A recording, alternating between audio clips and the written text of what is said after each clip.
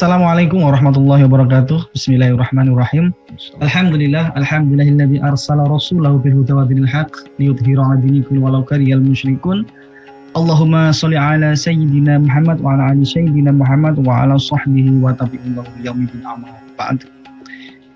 Jamaah ngaji subuh yang dirahmati Allah, alhamdulillah di pagi bulan Ramadan ini kita bisa berjumpa lagi, ya, ditambah lagi hari ini adalah hari yang mulia, yaitu hari Jumat.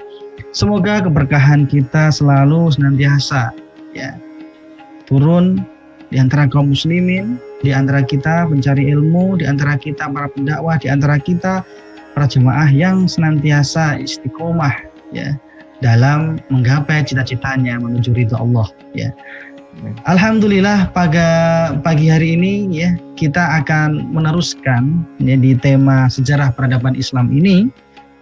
Kita akan memungkaskan yaitu seri Muslim Mongol, ya.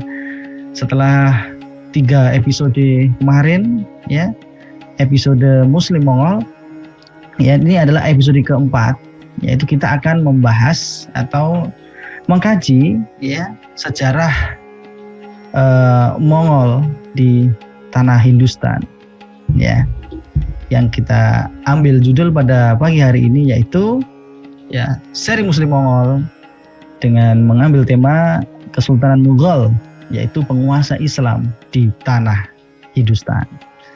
Oke, ngomong-ngomong soal Hindustan, ya, bahwa dulu di edisi keberapa, ya, sejarah peradaban Islam pernah saya angkat tema penaklukan tanah Hindustan atau penaklukan negeri India, ya, yang dimana mungkin pada pagi hari ini kita akan refresh sedikit untuk karena relate dengan tema pada pagi hari ini, ya.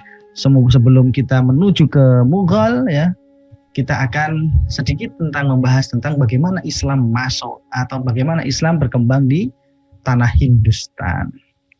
Oke.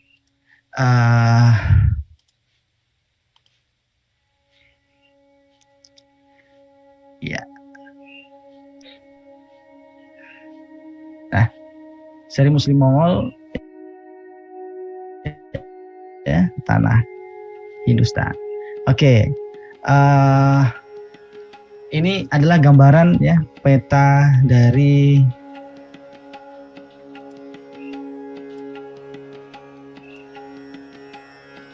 tanah Hindustan, ya, yang kita biasa sebut yaitu India, ya, sama saat ini. Jadi ada 2 sebutan, ya, yaitu Sind dan Al-Hind, ya. Kalau Sind itu bagian dari Al-Hind, ya, menurut para sejarawan juga. Kalau sekarang ini Al-Sind ini mungkin di daerah Pakistan, ya. Ini kondisi, ya, Hindustan pada saat tahun 700, ya, Masehi, yaitu ketika awal-awal Islam datang. Nah, bagaimana awal mula Islam bisa sampai ke negeri Hindustan ini, ya? Ada beberapa fase-fase, ya, di dalam perkembangan dakwah di Hindustan, ya. Ada sejarawan juga bahkan mengungkapkan sebuah kisah, yaitu Islam itu sudah masuk ke India itu di masa awal-awal dakwahnya Rasulullah, ya. Bahkan ada sahabat, ya, sudah di zaman sahabat itu pernah ada seorang saudagar itu yang masuk Islam dan kemudian pulang ke Hindustan membuat masjid di sana. Sekarang masjid itu masih ada atau tidak nanti kita tanya Ustadz Salman Iskandar, ya. Namun kemudian secara ini secara resmi, ya, program penaklukan India dilakukan oleh sebuah negara, program futuhatnya itu sudah dimulai sejak masa kekhalifahan Umar, ya, yaitu Umar bin Khattab, ya. Ya, saat itu mengirimkan sahabatnya, ya, Utsman bin Abi al-Ash as-Saqafi, ya. Ini orang asli kalau Saqafi misalnya orang Taif, ya, asli Taif, suku Taif. Nah, dia itu seorang gubernur Bahrain, ya, yang kemudian memimpin ekspedisinya ke Thane, atau kalau sekarang itu Mumbai, atau kalau dulu itu Bombay, ya. Sekarang Mumbai, ya. Ya, kemudian Utsman bin Abi al-As al-Saqafi ini mengirimkan beberapa saudaranya untuk ketiga tempat sekaligus, ya, ke Gujarat, ya, kemudian pasukan Mughirah bin Abi Syu'bah itu ke Debal atau ke Karachi, Pakistan, sini nih, ya.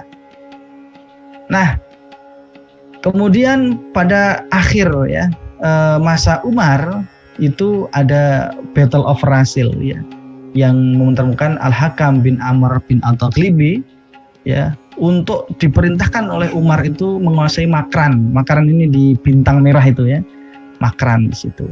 Kemudian terjadi pertempuran yang besar di sana, ya. Salah satu sahabat yang terlibat adalah sahabat Suhail bin Adi.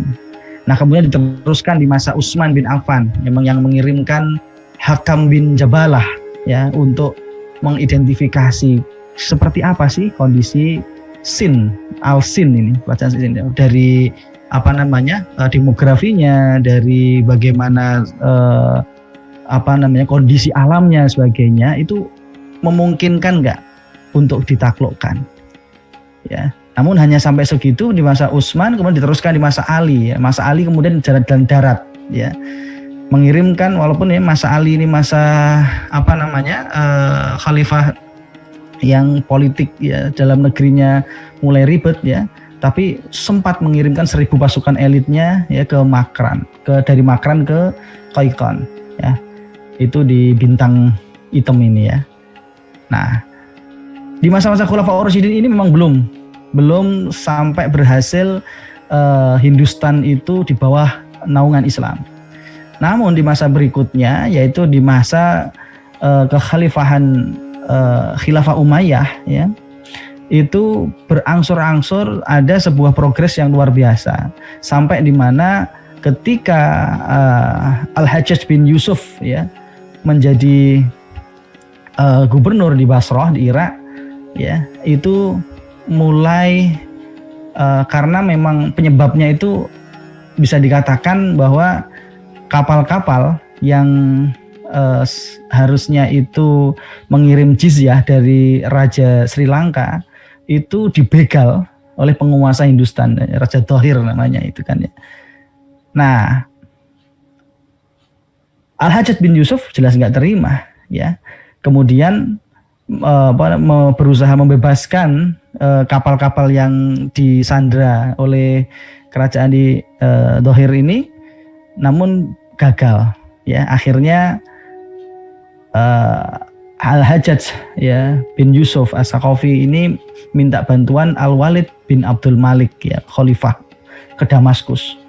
Kita bayangkan dari Damaskus, ya, itu ke ini Sin, ya, ke Sin. Ini belum ke ininya, ke sekarang itu Karachi ini. Itu sekitar 4.000 km, ya. Yang dimana harus memerlukan ketika ada ekspedisi untuk penaklukan ke India ini butuh jelas biaya yang amat sangat besar, ya. Padahal pada saat itu juga ada program penaklukan, ya, di Spanyol, ya. Ada programnya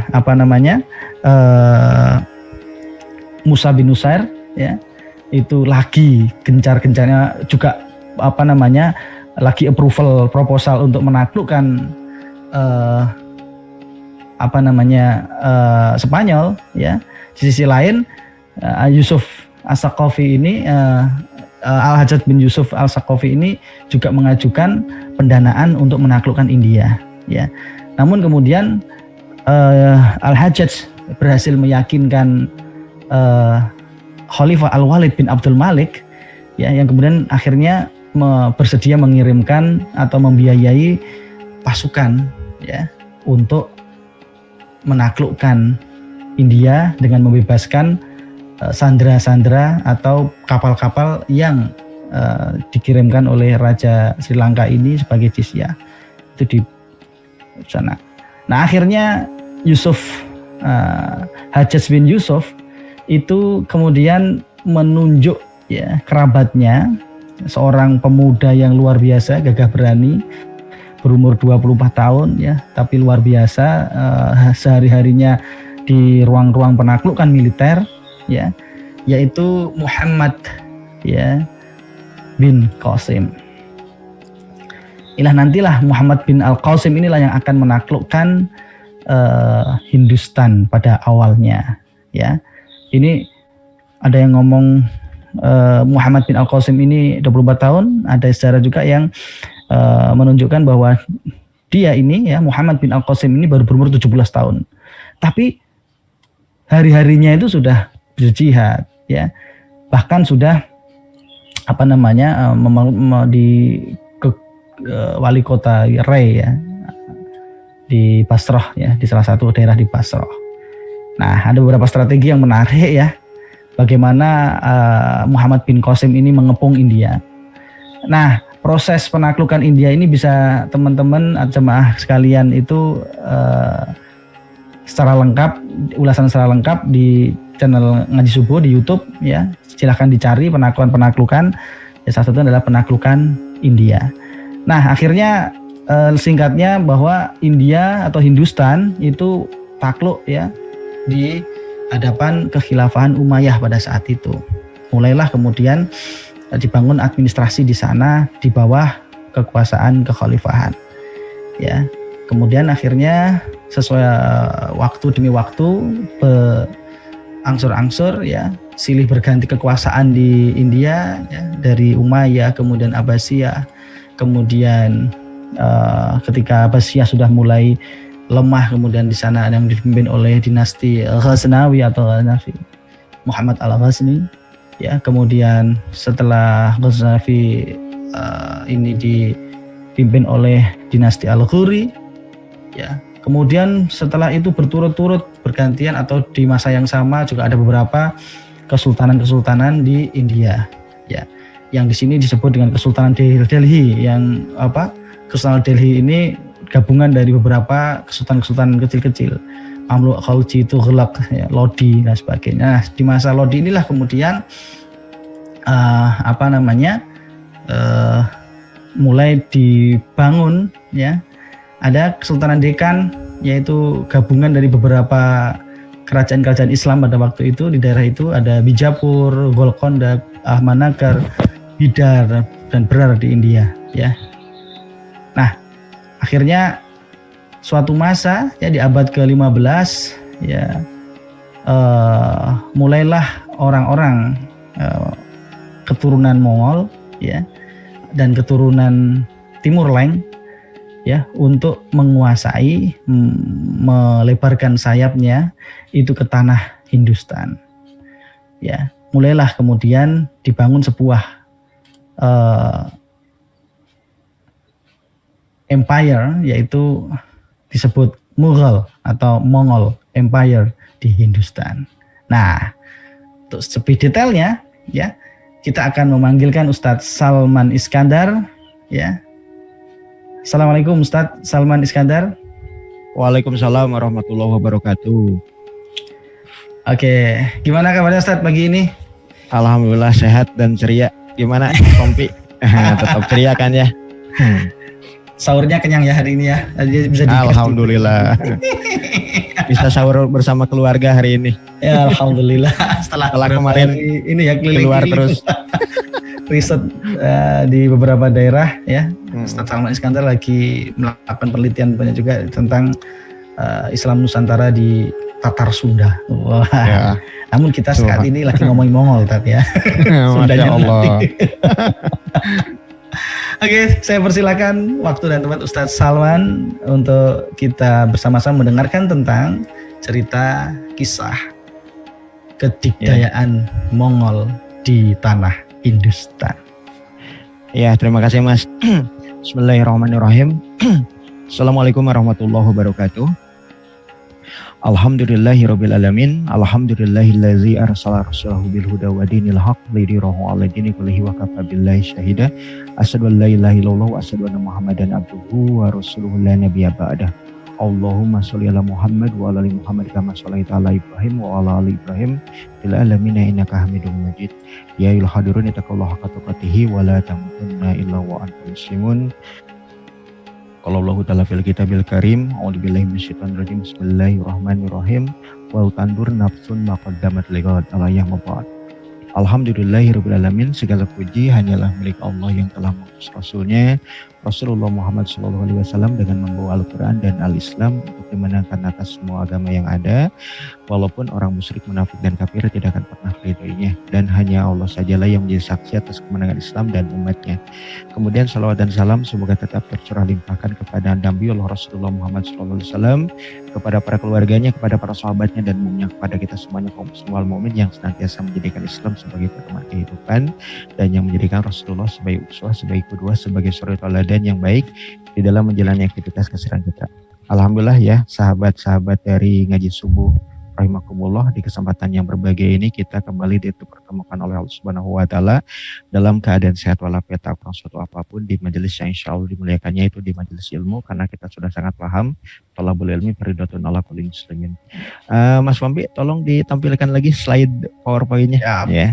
Iya, jadi berbicara berkenaan dengan Kesultanan Mogulistan, atau juga seringkali diidentikan sebagai Mughal begitu ya, atau orang-orang barat menyebutnya sebagai Mughal Empire begitu ya, ataupun Kekaisaran Mughal begitu. Nah, penyebutan kata Mughal itu sendiri ya, atau Mughal begitu, atau juga Mogulistan, itu adalah penyebutan orang-orang Indo-Aryan, ataupun Indo-Aryan itu adalah orang-orang orang-orang Persia dan juga orang-orang yang ada di wilayah Hindia Utara atau wilayah provinsi Uttar Pradesh hari ini, di mana di situ ada wilayah ibu kota Mogul yang terdahulu yang kita kenal sebagai Agra gitu. Jadi berbicara berkenaan dengan Mughal itu adalah penyebutan kosakata atau diksi Mongol oleh orang-orang Indo-Aryan ataupun oleh orang-orang Persia ataupun oleh orang-orang Hindia yang ada di wilayah utara. Jadi Mughal itu adalah Mongol artinya.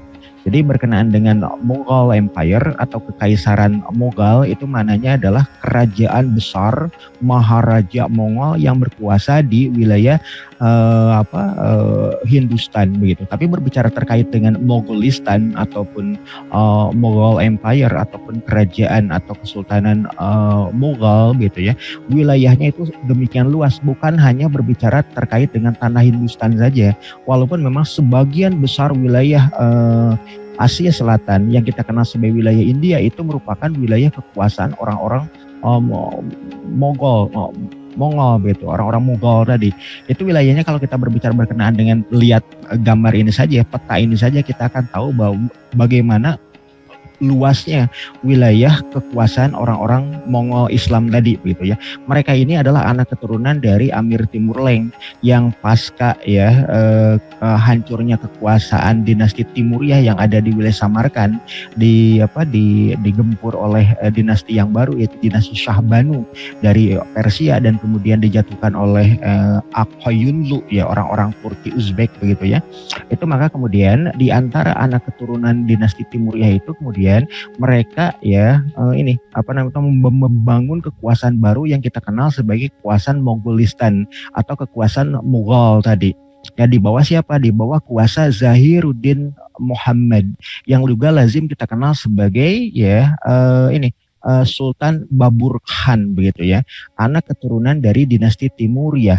Dan kalau kita berbicara berkenaan dengan luasnya wilayah pemerintahan Mogul ya, dari mulai awal berdiri sampai kemudian hancurnya ataupun bubarnya tahun 1857 begitu. Berbicara berkenaan dengan kekuasaan Mogul itu dari wilayah baratnya itu sampai wilayah Persia ya, Afghanistan, kemudian juga wilayah Pakistan ya. Kemudian dari wilayah utaranya itu sampai berbatasan dengan wilayah yang kita kenal sebagai Uzbekistan, kemudian juga wilayah dataran tinggi Nepal, kemudian tertutupi dengan pegunungan Himalaya.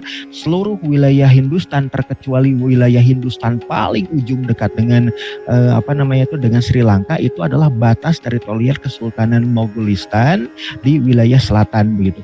Dan untuk wilayah timurnya itu sudah sampai masuk di wilayah yang dikenal sebagai Deccan ya. Kemudian kemudian juga wilayah yang kita kenal sebagai wilayah Bangladesh hari ini, Bengali, dan juga sebagian kecil di antara wilayah kekuasaan orang-orang yang kita kenal sebagai Burma atau Myanmar hari ini, dan di antaranya adalah Rangoon. Nah, kalau berbicara berkenaan dengan wilayah Arakan yang dihuni oleh orang-orang rumpun Bengali atau rumpun Bangladesh yang kita identikan sebagai etnik Rohingya, itu juga mereka sudah bermukim di wilayah Arakan itu semenjak kekuasaan ya Islam yang kita kenal sebagai Imperium Mogolistan tadi begitu.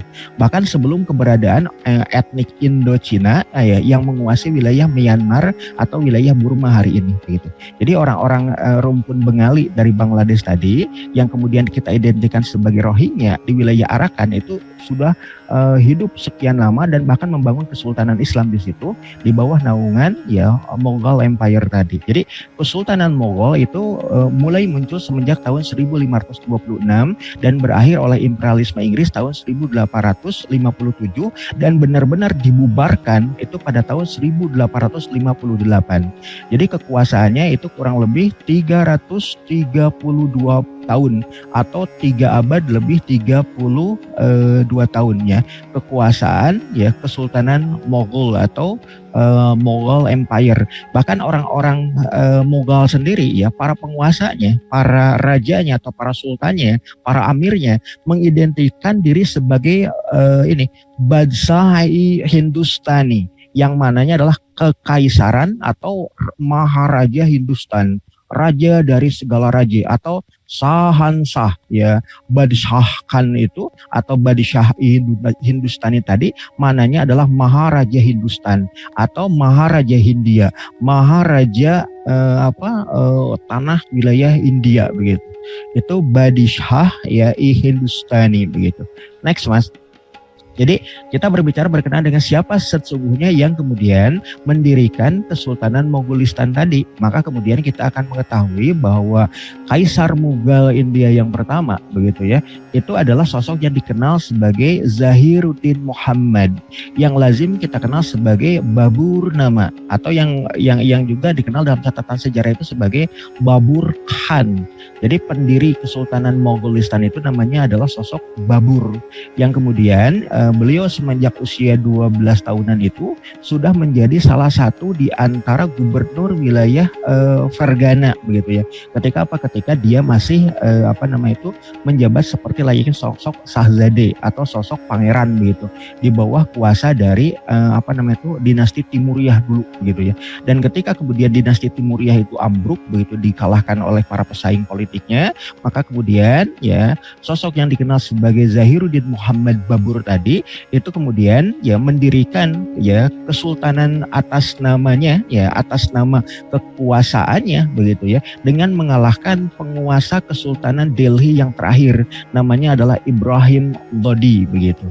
Nah, maka setelah itu kemudian dalam perang ya Panipat tahun 1526 mulailah sosok Zahiruddin Muhammad Babur itu menjadi kaisar pertama ya orang-orang Mughal di India, atau sultan pertama atau maharaja pertama ya dari kekuasaan orang-orang Mongol yang berkuasa di tanah Hindustan. Dan sejak itu kalau kita perhatikan lebih lanjut, semenjak tanggal 20 April tahun 1526 Sultan Babur itu berkuasa penuh atas wilayah yang kita kenal sebagai wilayah Uttar Pradesh, di wilayah Agra, di wilayah Hindia Utara begitu. Dan kemudian meluaskan wilayah dalam peperangan ya Perang Hanwa ya pada tahun 1527, kemudian juga Perang Chanderi tahun 1528 dan Perang Gagra tahun 1529, dan beliau wafat pada tanggal 26 Desember tahun 1530. Next Mas. Ya, berikutnya kedudukan dari Zahiruddin Muhammad Babur yang wafat sebagai seorang sultan pertama dari Daulah Mogolistan ya, Kesultanan Mughal begitu ya. Maka kemudian kedudukannya digantikan oleh putra beliau ya, yaitu Humayun. Nah, kalau sebelumnya berbicara berkenaan dengan Zahiruddin Muhammad Babur, benar-benar memiliki rumpun bangsa Turki Mongol, benar-benar ras Uzbek, ras Mongol gitu ya. Namun untuk Humayun, dia mewarisi juga dari pihak ibu, karena ibunya itu adalah orang-orang Parsi, orang Persia. Jadi Mongol dari bapak ya, Mongol Turki, Mongol Uzbek dari bapak, sedangkan dari ibu itu dari Persia. Maka sosok Humayun itu adalah nama ini ya, nama yang kemudian biasa dipakai oleh orang-orang Mongol, orang-orang Turki dan juga orang-orang Persia begitu. Nama aslinya adalah Nasiruddin Muhammad. Kalau bapaknya itu adalah Zahiruddin Muhammad, anaknya ini adalah Nasiruddin Muhammad. Lebih lazim kita kenal sebagai Humayun, dan beliau itu berkuasa di wilayah Hindustan, di wilayah Hindia ya, khususnya Hindia Utara hingga ke wilayah Hindia Tengah pada waktu itu berkuasa 2 kali ya. Karena apa? Karena pada periode awal kekuasaannya semenjak tanggal 26 Desember 1530 menggantikan kedudukan bapaknya yaitu Sultan Babur Khan atau Zahiruddin Muhammad tadi. Maka kemudian itu hanya bertahta sampai tahun tahun 1540 atau 17 Mei tahun 1540 kekuasaannya yang pertama. Karena apa? Karena ternyata kekuasaan Humayun itu kemudian berhasil dipatahkan atau digulingkan oleh salah satu di antara penguasa lokal dan juga yang bekerja sama dengan ya orang-orang Persia, yaitu yang kita kenal sebagai Sharseh begitu. Sharseh itu berhasil memukul mundur kekuatan orang-orang Mughal yang ada di wilayah Agra, yang ada di wilayah Hindia Utara, hingga sosok Sultan Humayun itu kemudian terusir hingga ke wilayah Kashmir dan kemudian membangun ya peradaban ibu kota baru ya Mongolistan itu di wilayah Lahore, di wilayah Pakistan hari ini. Nah, kenapa kekuasaan Sharseh itu kemudian mereka menguasai wilayah Hindustan dan kemudian mengusir orang-orang Mughal semenjak tahun 1540 dan kekuasaannya itu kurang lebih 15 tahun hingga tahun 1555. Setelah apa? Setelah kekuasaan Sharseh itu pun itu digempur balik oleh Nasiruddin Muhammad Humayun. Jadi Humayun kemudian ya menggempur kembali kedudukan Sharseh ya setelah berkuasa kurang lebih 15 tahun di wilayah Hindustan, dan Sharseh pada waktu itu berhasil digulingkan kembali oleh Sultan ya Nasiruddin Muhammad Humayun Khan begitu.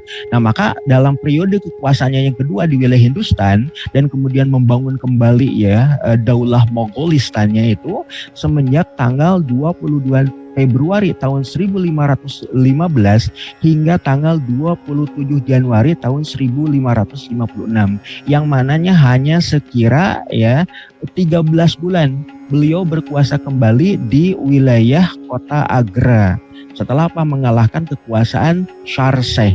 Next Mas. Jadi berikutnya kita tahu ya setelah Sultan Humayun Khan atau nama aslinya adalah Nasiruddin Muhammad Humayun itu wafat ya pada tanggal 27 Januari tahun 1556, maka kekuasaannya itu diwariskan kepada putranya yaitu sosok yang dikenal sebagai Jalaluddin Muhammad Akbar, yang dalam sejarah dunia ya dan juga dalam sejarah Hindustan itu dikenal sebagai Akbar Azam begitu, yang maknanya adalah sosok yang berkuasa penuh dan memiliki kemegahan kejayaan sekaligus juga diposisikan sebagai penguasa Mughal yang paling ternama, yang paling berjaya, yang paling berhasil. Kalau kita berbicara berkenaan dengan kemegahan pemerintahan Turki Utsmani ada di masa kuasa Sultan Sulaiman Al-Qanuni, maka berbicara berkenaan dengan kekuasaan paling megah yang ada di wilayah Hindustan di bawah kekuasaan Mongolistan, maka sosok ya Jalaluddin Muhammad Akbar inilah yang kemudian diposisikan sebagai Maharaja Mongolistan ataupun ya sosok yang dikenal sebagai ya Badshahi Hindustan atau Kaisar Hindia begitu. Itu penguasa Mughal yang ketiga yang kita kenal sebagai ya Jalaluddin Muhammad Akbar, atau kalau nama panjangnya adalah Abul Fath Jalaluddin Muhammad Akbar, yang kita kenal sebagai Akbar-i-Azam, yang mananya adalah Akbar yang besar, Akbar yang megah, Akbar the Great begitu kalau dalam bahasa Inggrisnya itu. Jadi sosok inilah yang kemudian menjadi ya penguasa terbesar tanah Hindustan, penguasa Mughal Muslim yang paling megah yang berkuasa di wilayah Kesultanan Mogolistan. Karena apa? Karena dengan politik militer yang kemudian dicanangkan oleh Jalaluddin Muhammad Akbar tadi, luas wilayah kekuasaan Mogolistan itu sampai ke wilayah Hindia Tengah hingga juga sampai ke wilayah Hindustan bagian selatan begitu, sampai hampir memasuki wilayah ya kepulauan Sri Lanka atau Ceylon begitu. Itu wilayah kekuasaan dari Sultan Muhammad Jalaluddin Akbar atau Jalaluddin Muhammad Akbar. Dan juga salah satu yang kemudian dilakukan oleh Jalaluddin Muhammad Akbar itu dengan politik ya terkait dengan politik dakwahnya, yaitu politik diplomasinya. Dengan apa? Dengan menikahi ya penguasa Rajasthan yang kita kenal sebagai ya orang-orang Hindu Rajput. Di situ ada sosok yang dikenal sebagai Maharaja Barmal Singh yang dia memiliki seorang putri cantik yang namanya adalah Putri Jodabai. Maka dari situlah semenjak ya kekuasaan Mogolistan yang ketiga ya, kita tahu bahwa Jalaluddin Muhammad Akbar itu ada campuran dari Persia, kemudian juga Turki, Mongol, Uzbek, kemudian juga dari ya kekuasaan bapaknya yang kemudian memiliki darah campuran antara Turki, Mongol, Uzbek dan juga Persia. Maka setelah Jalaluddin Muhammad Akbar tadi menikahi Putri Jodabai, maka keturunan berikutnya yang kita kenal sebagai Sultan Selim atau yang kita kenal juga sebagai ya Jahangir gitu ya, itu kemudian mewarisi ya darah dari pihak ibunya juga yang notabene itu merupakan seorang putri Hindia. Maka sejak itulah kemudian kalau kita perhatikan lebih lanjut, orang-orang Hindia baru mengakui ya keberadaan kekuasaan Mughal sebagai bagian tak terpisahkan dari sejarahnya orang-orang India. Karena apa? Karena semenjak Jalaluddin Muhammad Akbar menikahi Putri Rajput, putri orang-orang Rajasthan Hindia yang beragama Hindu ya, anak dari Maharaj Barmal Singh yang namanya Jodabai, maka semenjak itulah kemudian orang-orang India baru berkenan untuk memuliakan orang-orang Mughal begitu ya, orang-orang Mongol Muslim yang ada di wilayah Agra, Uttar Pradesh, Hindia Utara. Nah, pada masa kekuasaan Jalaluddin Muhammad Akbar itu beliau berkuasa semenjak tanggal 11 Februari tahun 1556 hingga kemudian berakhir pada tanggal 27 Oktober tahun 1605. Salah satu di antara prestasi dari Jalaluddin Muhammad Akbar yang juga meluaskan wilayah kaum muslim hingga sampai ke wilayah Hindia Selatan, beliau juga membangun kota yang sangat megah di wilayah Agra, salah satunya dengan membangun yang kita kenal sebagai Fatehpur Sikri. Fatehpur Sikri itu dibangun semenjak tahun 1526, semenjak masa ya awal kekuasaan dari Sultan yang pertama sebetulnya mulai dibangunnya itu. Tapi benar-benar ya dibangun adanya istana megah oleh siapa? Oleh Sultan Jalaluddin Muhammad Akbar. Ya bahkan di situ ada kalau kita berbicara terkait dengan Fatehpur Sikri, maka ada istana megah yang dibangun oleh Jalaluddin Muhammad Akbar. Jadi kalau kita sempat berkunjung ke wilayah Hindustan, maka kita juga akan diajak untuk mengunjungi Fatehpur Sikri yang di sana ada istana yang juga dinamakan sebagai Fatehpur Sikri. Ya, Fatehpur Sikri itu maknanya adalah kota yang ditaklukkan atau wilayah yang ditaklukkan oleh sultan pertama dari Mughal, yaitu Zahiruddin Muhammad Babur. Dan kita juga kalau kita sempat datang ke wilayah istana tadi, istana itu sangat megah ya, luar biasa. Dan di situ ada ketika masuk ke wilayah Humayun ya, wilayah ini ya wilayah yang dikenal sebagai nama dari bapak dari Jalaluddin Muhammad Akbar begitu. Itu ada wilayah yang khusus itu untuk rakyat banyak, ada wilayah yang khusus untuk kekuasaan raja. Nah, ketika memasuki ke wilayah kekuasaan raja, di situ juga ada istana di dalam istana, yaitu istana yang diperuntukkan untuk para permaisuri dari Jalaluddin Muhammad Akbar. Di situ ada istana untuk Jodabai. Di situ ada istana untuk istrinya yang pertama ya. Kemudian juga ada istana untuk istrinya yang ketiga, istrinya yang keempat dan lain sebagainya. Ini menunjukkan bahwasanya ya Jalaluddin Muhammad Akbar juga begitu memperhatikan terkait dengan upaya beliau untuk mengistimewakan atau menghormati ya putri-putri yang kemudian menjadi permaisurinya begitu. Jadi kalau diperhatikan lebih lanjut juga ketika Jalaluddin Muhammad Akbar itu tampil ke muka, sebelumnya beliau itu diwakili dulu kekuasaannya oleh oleh pamannya ya, adik dari Sultan Humayun yang kita kenal sebagai Bairam Khan.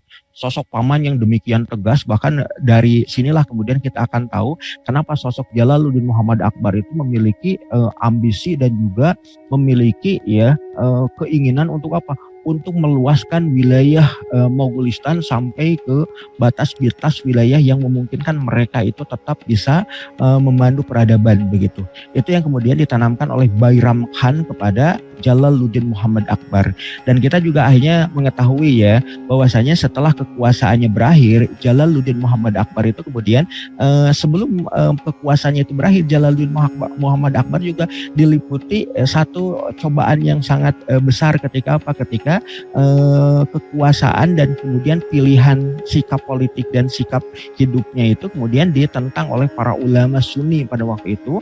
Karena apa? Karena Jalaluddin Muhammad Akbar itu menikahi putri Rajput, putri orang Hindia yang beragama Hindu yang namanya adalah Jodabai. Sedangkan dalam pandangan Islam, orang-orang Hindu itu ya dianggap sebagai orang musyrik. Sedangkan dalam pandangan syariat ya seorang mukmin tidak diperkenankan menikahi seorang musyrik begitu ya. Karena ini termasuk bagian dari dosa begitu. Sedangkan menikahi ahlul kitab baik Nasrani ataupun Yahudi masih diperkenankan, tapi kalau menikahi orang musyrik itu kemudian tidak diperkenankan. Maka dari situ kemudian karena memang Jalaluddin Muhammad Akbar sudah mulai kadung jatuh cinta terhadap sosok Jodabai tadi, maka kemudian dia akhirnya kemudian menetapkan hukum baru gitu ya, yang bahkan kemudian ajaran Islam pun dinamakan bukan lagi dengan Islam atau salam yang mana keselamatan, tapi dinamakan oleh Jalaluddin Muhammad Akbar itu sebagai din ilahi atau agama dari Tuhan, agama dari sesembahan yaitu Allah Subhanahu wa taala. Tidak lagi menyebut Islam tapi menyebut sebagai din ilahi begitu.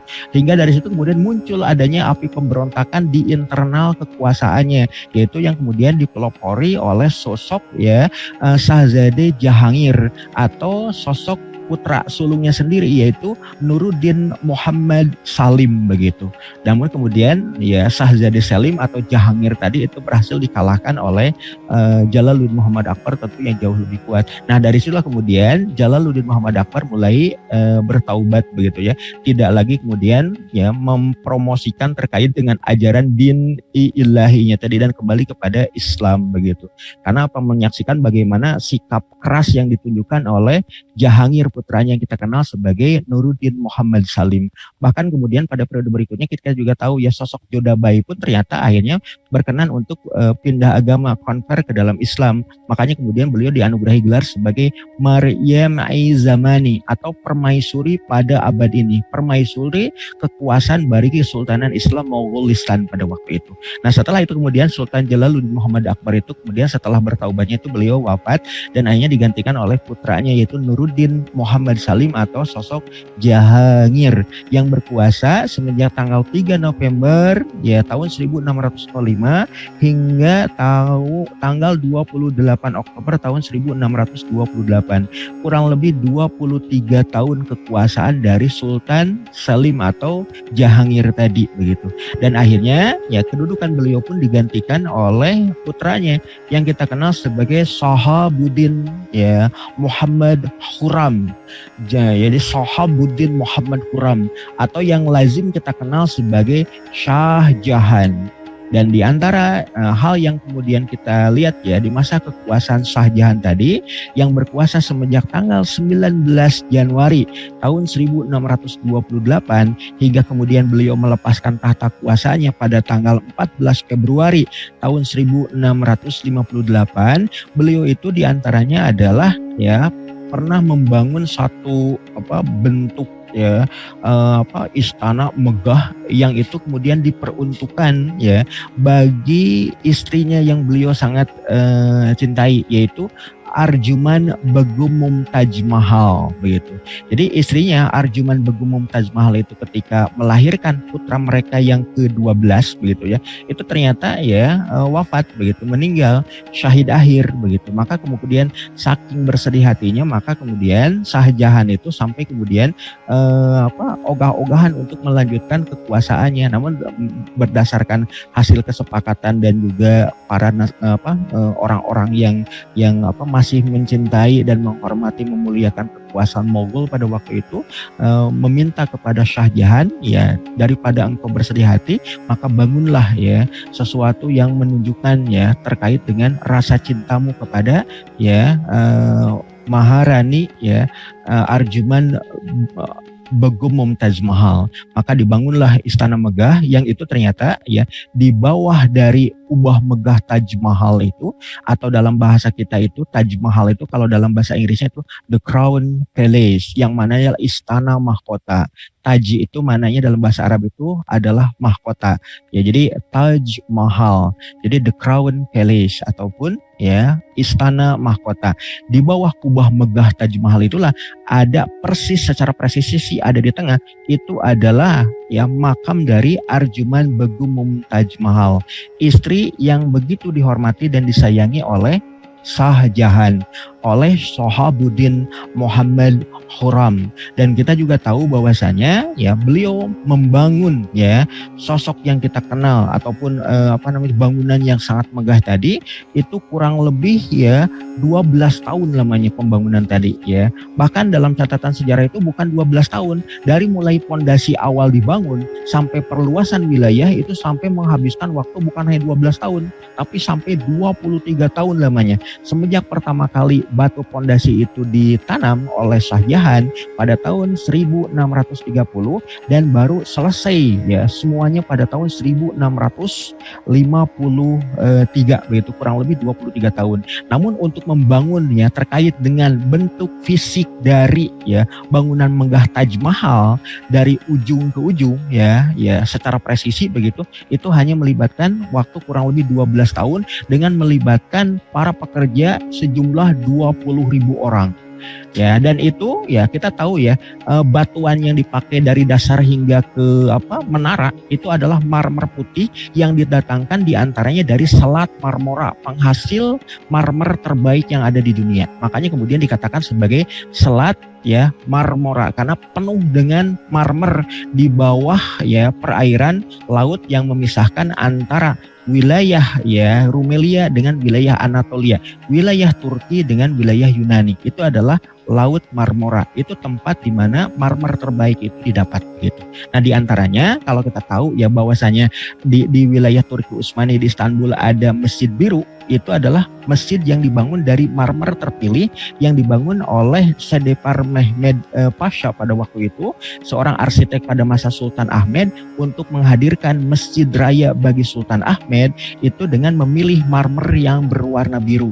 Sedangkan marmer yang berwarna putih itu diperoleh oleh ya atas perintah Shah Jahan demi untuk menghormati memuliakan istri kesayangannya Arjuman Begum Mumtaz Mahal begitu. Nah, dalam konteksnya kemudian perluasan wilayah yang dibangun sebagai Taj Mahal tadi itu sampai ada rencana dari Shah Jahan pun untuk membangun kembaran dari Taj Mahal yang ada di seberang Sungai Yamuna, karena yang di seberang dari Taj Mahal itu ada ini sungai yang dikenal sebagai sungai yang dimuliakan disucikan oleh orang-orang Hindu, yaitu Sungai Yamuna. Nah, persis di seberangnya seperti layaknya bayang-bayang Taj Mahal dibangun pula ya direncanakan akan dibangun ya bangunan megah pula yang sama persis dengan Taj Mahal ya, tapi itu nuansanya gelap begitu, karena segelap ya perasaan dan segelap ya hati dari Shah Jahan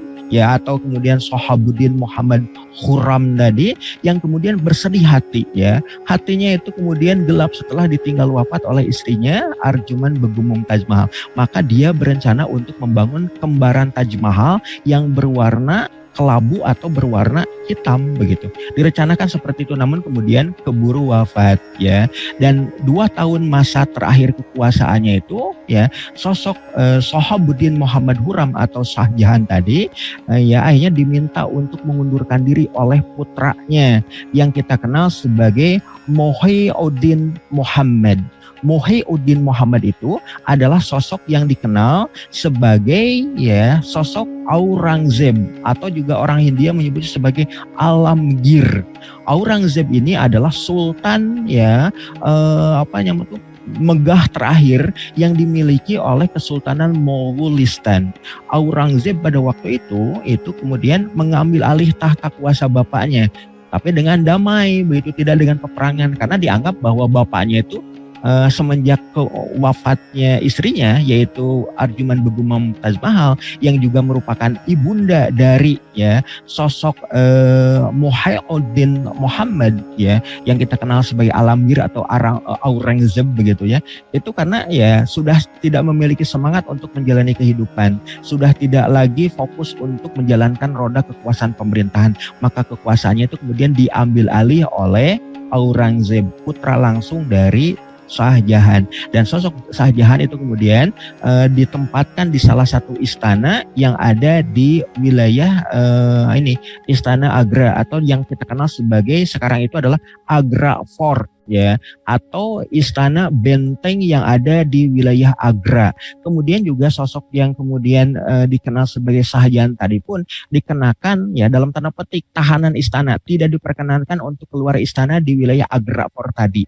Jadi di benteng kota Agra juga itu kemudian ditempatkanlah istana kecil yang ada di bagian belakang dari Agra Fort tadi yang langsung menghadap Taj Mahal. Karena apa? Karena sosok Shah Jahan selalu kemudian memandang takjub ya, penuh kekaguman sekaligus juga berurai air mata karena mengingat ya kehidupan ya harmonisnya dengan istrinya Arjuman Begum Mumtaz Mahal. Dan ketika sosok Shah Jahan itu wafat pada tahun 1658, maka beliau itu kemudian atas prakarsa dari Aurangzeb yang menjadi raja penguasa Mughal pada waktu itu, penerus kekuasaan Shah Jahan, maka beliau pun dikuburkan ya persis di samping kanan dari ya istrinya yaitu Arjuman Begum Mumtaz Mahal. Jadi kalau kita berbicara berkenaan dengan bangunan fisik Taj Mahal atau The Crown Palace tadi, persis di bawah kubah dari Taj Mahal tadi ada 2 kuburan ya. Yang ada di tengah itu adalah Arjuman Begum Mumtaz Mahal, di samping kanannya ya kalau kita perhatikan itu adalah ya makam dari ya Sohabuddin Muhammad Hurram atau kita kenal sebagai Shah Jahan. Jadi kalau berbicara berkenaan dengan Taj Mahal yang dari berbagai sudut pandang perspektif itu adalah presisi begitu, hanya ada satu ya benda, satu tempat yang tidak presisi, yaitu makam dari sosok yang dikenal sebagai Shah Jahan yang ada di samping kanan dari makam ya Arjuman Begum Mumtaz Mahal.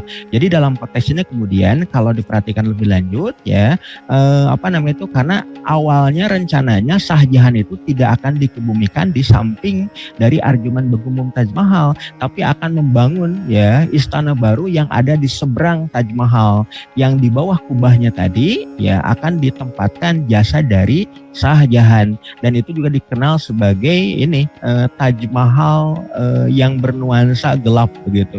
Namun itu tidak jadi karena apa? Karena beliau keburu wafat dan akhirnya kemudian dikebumikan atas prakarsa putranya Aurangzeb untuk ditempatkan di samping makam ibunya yaitu Arjuman Begum Mumtaz Mahal, di samping makam istri dari Shah Jahan. Shah Jahan ditempatkan ya setelah wafatnya itu di samping makam dari Arjuman Begum Mumtaz Mahal. Jadi satu-satunya tempat ya yang tidak presisi ya. Karena apa? Itu agak menyamping ya ke sebelah kanan mengarah kepada Baitullah Ka'bah di kota Makkah Al-Mukarramah begitu ya. Lebih awal dari makam dari istrinya begitu. Itu ditempatkan oleh Aurangzeb.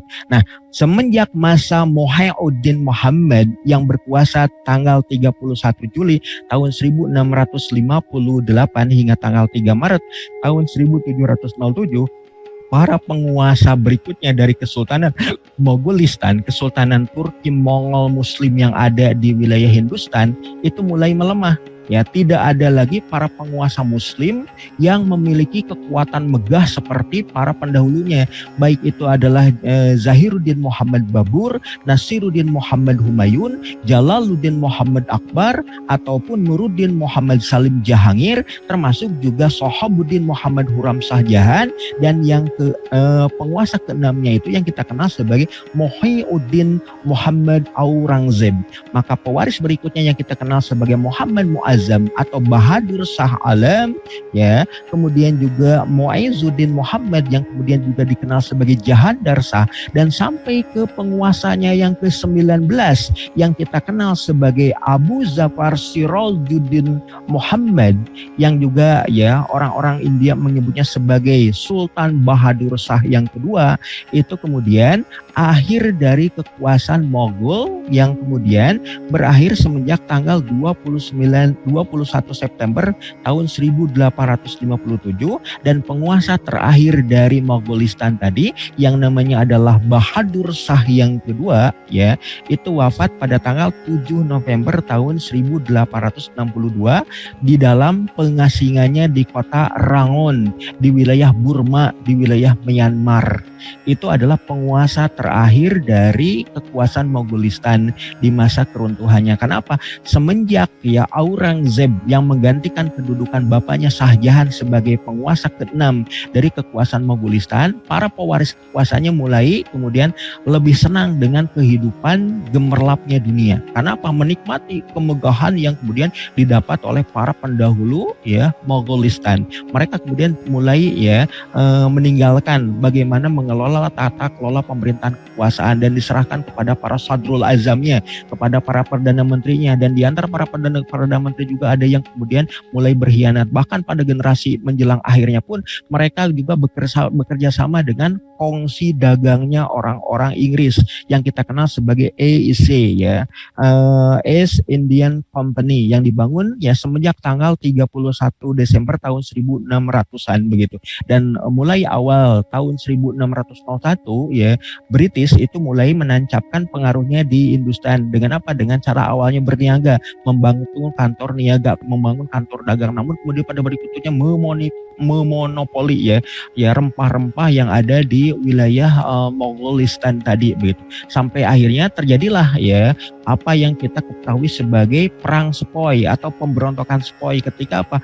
Orang-orang India begitu ya menolak kehadiran Inggris yang ada di Semenanjung ataupun di anak benua Hindia ya di wilayah Asia Selatan. Maka terjadilah pemberontakan Sepoy pada tanggal 10 Mei tahun 1857 hingga tanggal 1 November tahun 1858. Dan yang memimpin sekaligus juga diposisikan sebagai pemimpin perlawanan ya masyarakat Hindia khususnya Muslim pada waktu itu terhadap kekuasaan orang-orang Inggris yang memonopoli dan memaksakan kehendak mereka atas tata kelola pemerintahan kekuasaan yang ada di Hindustan, itu adalah sosok yang dikenal sebagai penguasa Muslim Mughal terakhir, yaitu Sultan Muizzuddin Muhammad ya, atau sosok Abu Zafar Sirajuddin Muhammad yang kita kenal sebagai Sultan Bahadur Shah yang kedua.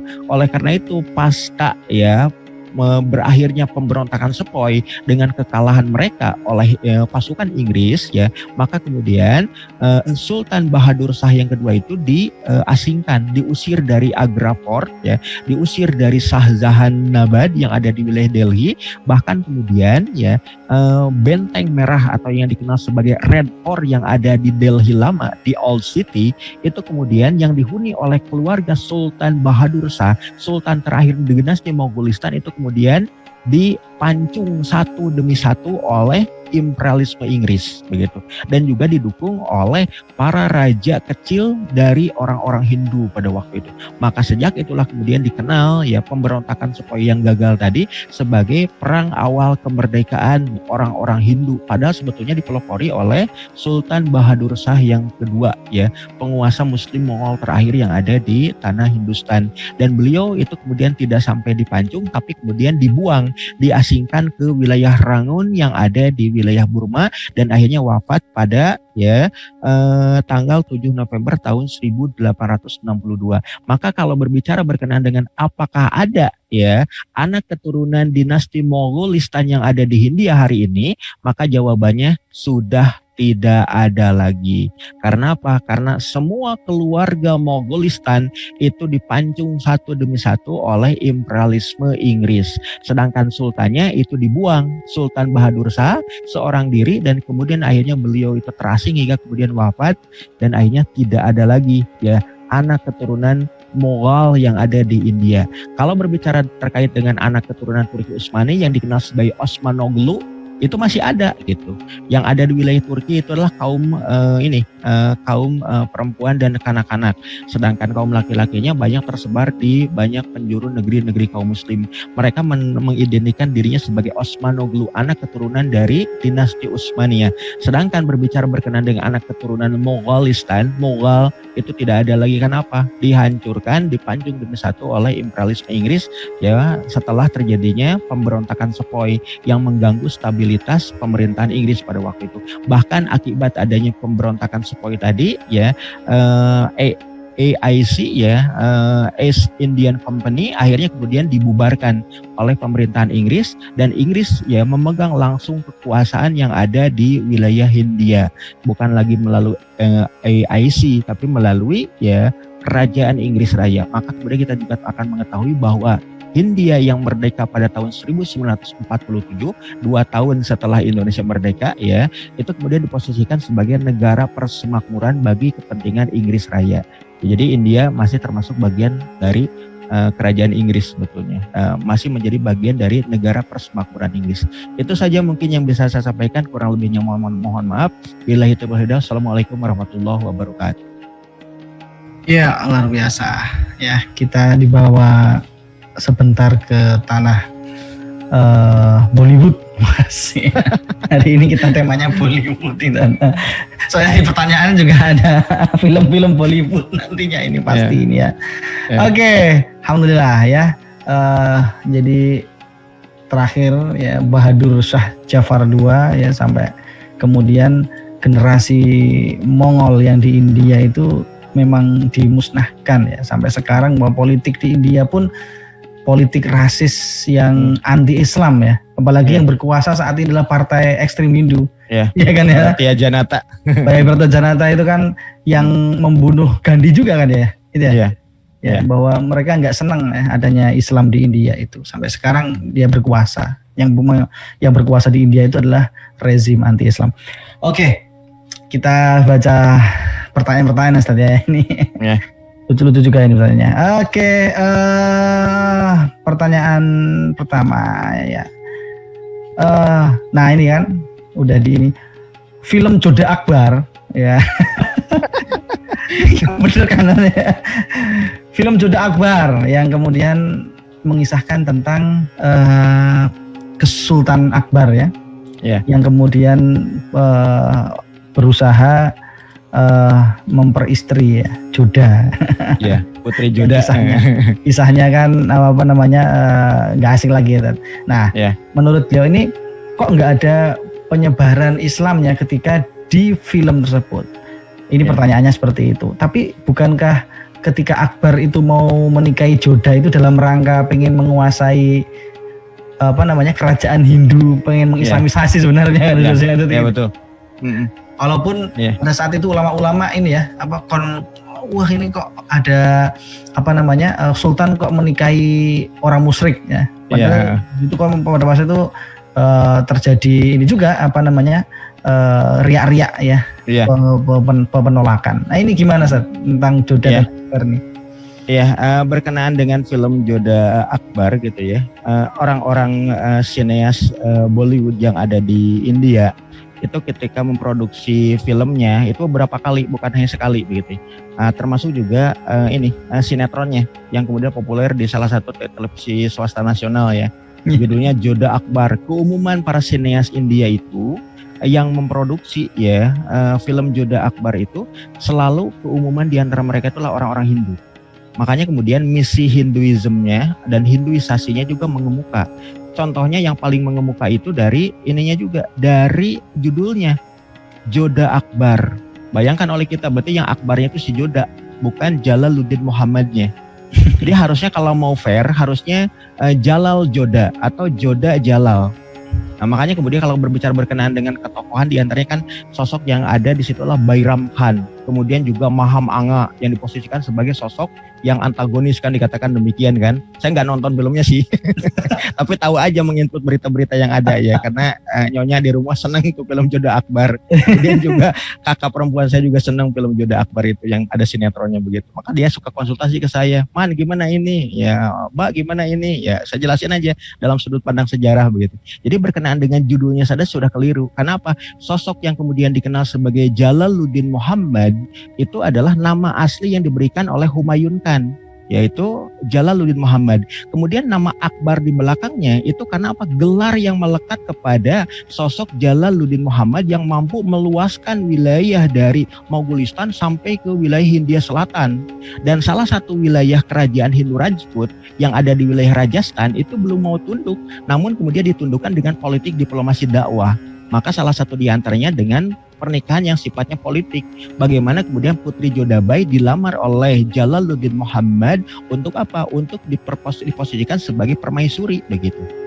Ya, dari Jodabai itu kemudian lahir sosok yang dikenal sebagai ya Selim ya, atau Jahangir tadi ya. Maka dialah yang kemudian menjadi pewaris tahta dari kekuasaan Mughal. Maka semenjak masa kekuasaan Jalaluddin Muhammad Akbar dan Jahangir atau Selim, itulah yang kemudian orang-orang India baru mau berkenan ya menghormati kedudukan Kesultanan Mughal. Karena apa? Ada putri India Rajput orang Hindu yang namanya Jodabai binti Barmal Singh begitu ya, yang menjadi permaisuri dari Kesultanan Kekuasaan Mogolistan begitu. Jadi berbicara berkenaan dengan judulnya saja sudah kemudian bermasalah gitu.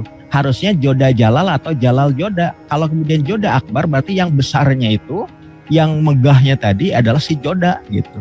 Apalagi kalau berbicara berkenaan dengan konten filmnya, itu banyak menampilkan bagaimana sosok Putri Joda yang sedemikian bijak, sedemikian lembut, sedemikian mempengaruhi berbagai kebijakan politik dan kebijakan militer dari Jalaluddin Muhammad Akbar begitu. Ini berbicara berkenaan dengan itu tadi gitu ya. Nah, kalau kemudian dikaitkan dengan persoalan di tengah-tengah masyarakat kaum muslim yang ada di wilayah Agra, Uttar Pradesh, Hindia Utara, pusat kekuasaan dari Jalaluddin Muhammad Akbar ketika menikahi ya putri ya Rajput ya Rajasthan ya, putri dari Maharaj Barmal Singh yang beragama musyrik ya Hindu ya, karena mengakui Trimurti ya, ada 3 Tuhan. itu kalau diperhatikan lebih lanjut itu pertentangan demikian kuat gitu. Ini menunjukkan bahwa Kesultanan Mogolistan juga memiliki para alim ulama yang teguh memegang syariat. Itu ditentang begitu. Hingga akhirnya kemudian saking kemudian banyaknya penentangan yang ada, maka ya seperti yang saya sebutkan di awal tadi, maka kemudian Jalaluddin Muhammad Akbar mulai tidak lagi menamakan ajaran itu sebagai ajaran Islam, tapi adalah ajaran din-i-ilahi. Maka kemudian dari situ kemudian muncul sosok Jahangir atau Selim tadi ya, yang kemudian menentang keputusan dari bapaknya. Kenapa kemudian ajaran Islam posisikan sebagai din-i-ilahi begitu, hanya karena ingin mewadahi ya aspirasi mayoritas masyarakat yang ada di tanah Hindustan di India yang mayoritas Hindu, agar kemudian bisa direngkuh oleh ya kekuasaan Mogolistan begitu. Yang akhirnya terjadi perang antara Jahangir atau Selim tadi dengan bapaknya ya, yang kita kenal sebagai Jalaluddin Muhammad Akbar. Jadi ada titik penyelewengan di situ yang ya, kita perhatikan lebih lanjut. Ya. Pasti film yang terkait sama ini pemerintahan itu pasti ada misi politiknya. Ya. Terutama termasuk juga ini Mas. Termasuk juga ini Mas. Jangankan oleh kaum muslim yang kemudian memerhatikan terkait dengan konsep syariat ya di dalam ajaran kehidupan. Nah, di antara orang-orang Hindu juga yang ada di wilayah India ya, terutama oleh orang-orang yang kemudian Hindu radikal, fundamentalis seperti Partai Bharatiya Janata, mereka juga itulah para pihak yang menentang dan memboikot ya ini film Joda Akbar tadi. Karena apa? Karena dianggap bahwa itu adalah mengagungkan terkait dengan keberadaan Mughal, yang bahkan dianggap bahwa Mughal itu juga sebagai negara teror katanya. negara penjajah. negara penjajah. Hindu. Karena itu bukan orang India katanya, tapi itu adalah orang orang Mughal, orang Mongol, dulunya dari Uzbekistan begitu, dari Samarkand begitu. Dan mereka parahnya adalah Muslim, itu musuh kita gitu. Itu sampai begitu, Mas. Jadi yang menentang itu bukan hanya komunitas Muslim, tapi juga orang-orang Hindu radikal yang tidak suka partai ekstrim begitu. Yang sangat yang sangat rasis begitu. Mendirikan negara Hindu di India ya. Pengen agama Hindu sebagai agama tunggal kan, seperti itu.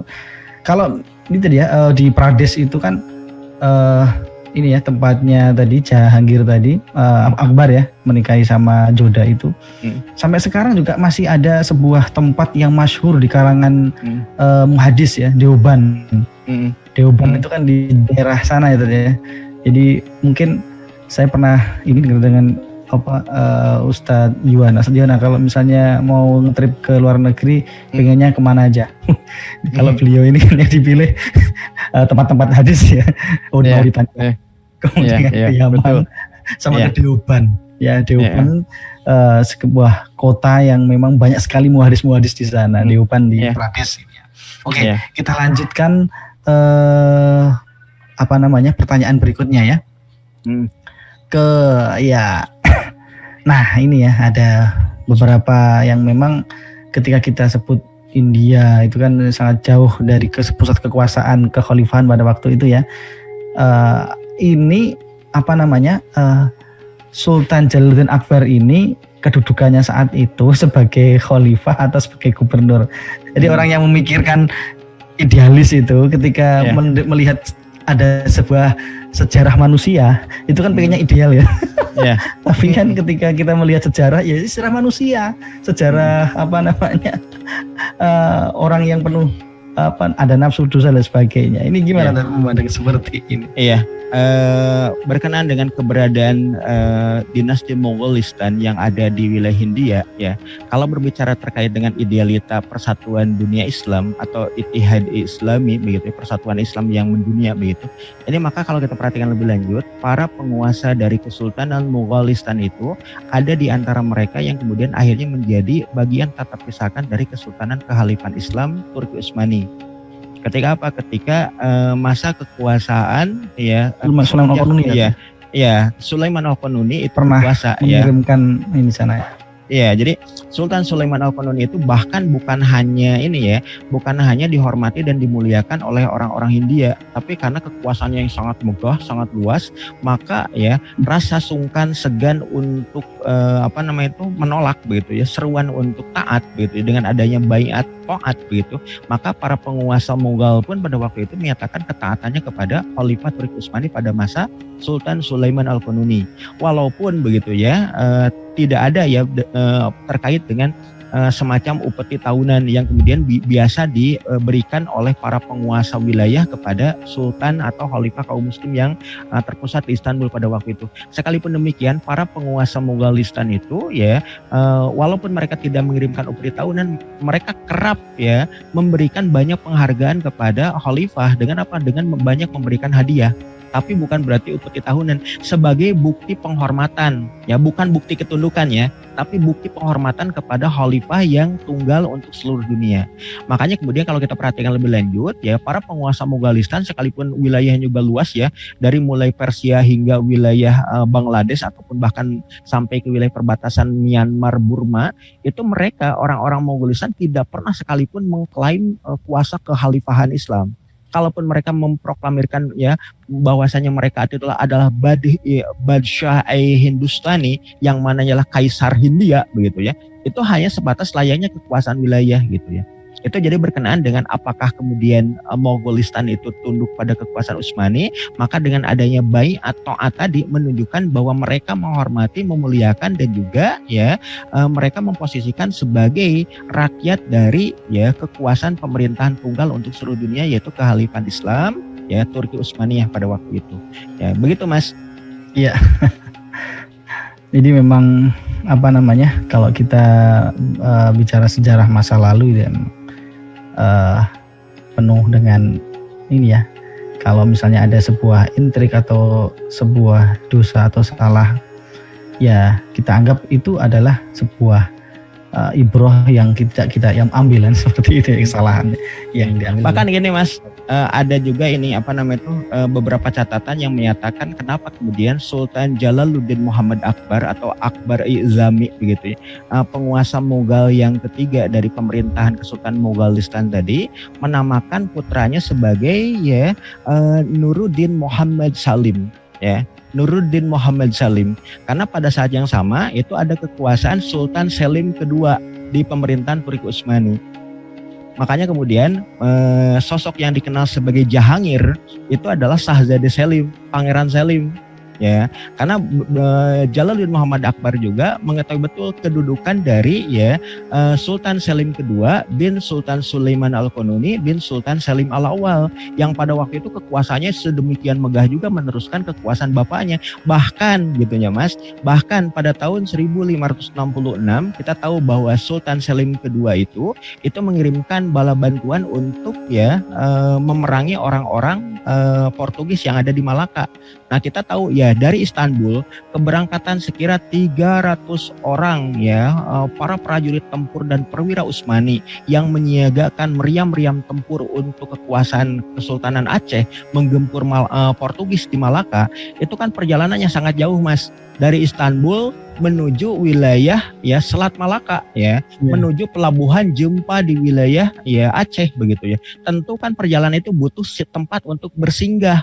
Nah, tempat singgahnya itu di wilayah kota pelabuhan Gujarat, di mana itu di wilayah Hindia bagian barat, dan Gujarat pada waktu itu ada di dalam naungan kekuasaan Mughal pada masa Sultan Jalaluddin Muhammad Akbar.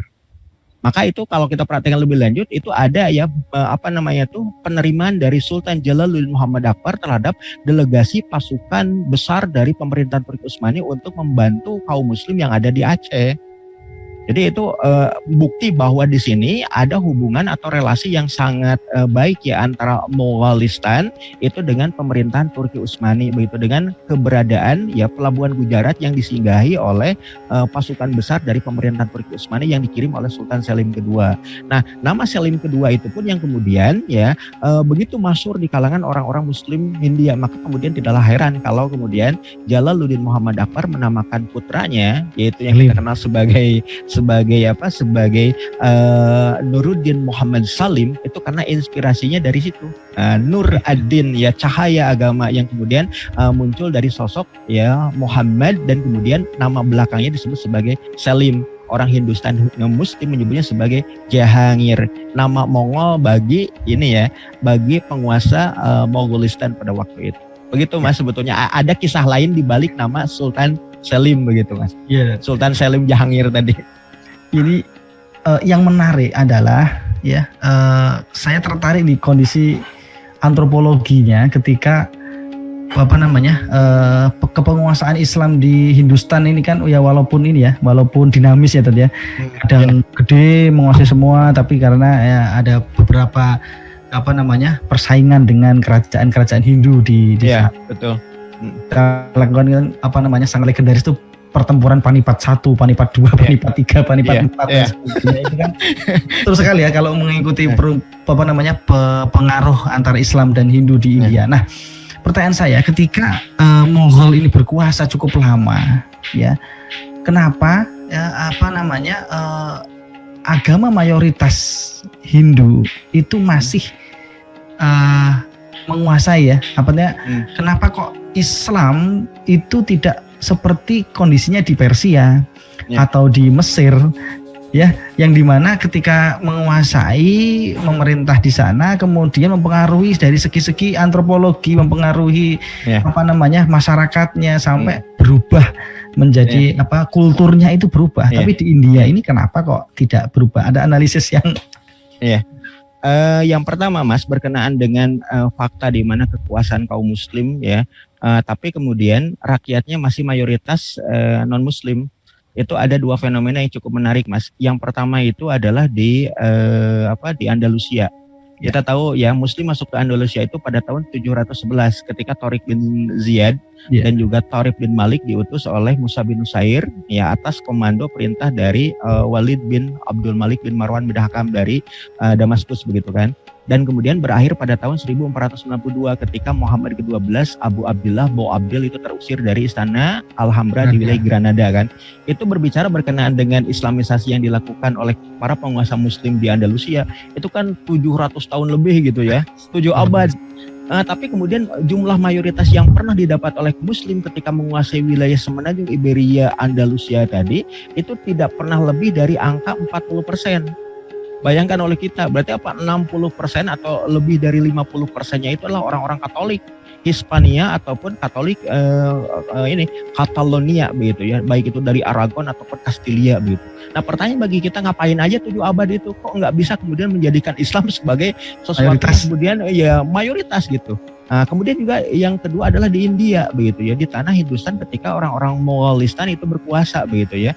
Dan kita juga tahu ya, Muslim yang ada di India hari ini ya, itu tidak lebih dari 15%. Ya, bayangkan oleh kita tidak lebih dari 15%. Sekalipun demikian 15%-nya 117 juta. Iya, bersaing dengan mayoritas muslim yang ada di Indonesia. Karena apa? Karena orang India itu kan jumlahnya itu sekitar 1,2 hingga 1,4 miliar. Ya. Kalau 15%-nya berapa? Berarti banyak sekali.